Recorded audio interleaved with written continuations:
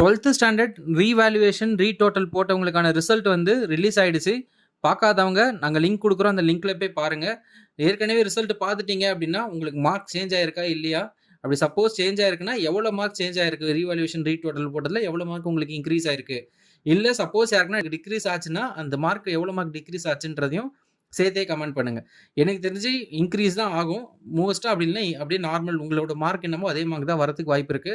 யாருக்குன்னா டிக்ரீஸ் ஆயிருந்துச்சுன்னா, அந்த மார்க்கையும் சேர்த்தே சொல்லுங்க. நம்ம அகாடமில படிச்ச ஒரு ஸ்டூடெண்ட்டுக்கு கூட நம்ம ரீவேல்யூவேஷன் போட்டிருந்தோம். ஆக்சுவலா 2 சப்ஜெக்ட்டுக்கு ரீவேல்யூவேஷன் போட்டிருந்தோம். ஒரு சப்ஜெக்ட்ல பார்த்தீங்கன்னா 2 மார்க்ஸ் இன்கிரீஸ் ஆகியிருந்தது. இன்னொரு சப்ஜெக்ட்ல பார்த்தீங்கன்னா, ரீவேல்யூவேஷன் முன்னாடி பப்ளிக் எக்ஸாம்ல என்ன மார்க் குடுத்திருந்தாங்களோ, அதே மார்க் தான் இந்த ரீவேல்யூவேஷன் போட்டதுக்கு அப்புறமும் இருக்கு. மார்க்ல எந்த சேஞ்சஸுமே இல்ல. இப்ப எங்களுக்கு பார்த்தீங்கன்னா 2 மார்க்ஸ் இன்கிரீஸ் ஆயிருக்கு ஒரு சப்ஜெக்ட்ல.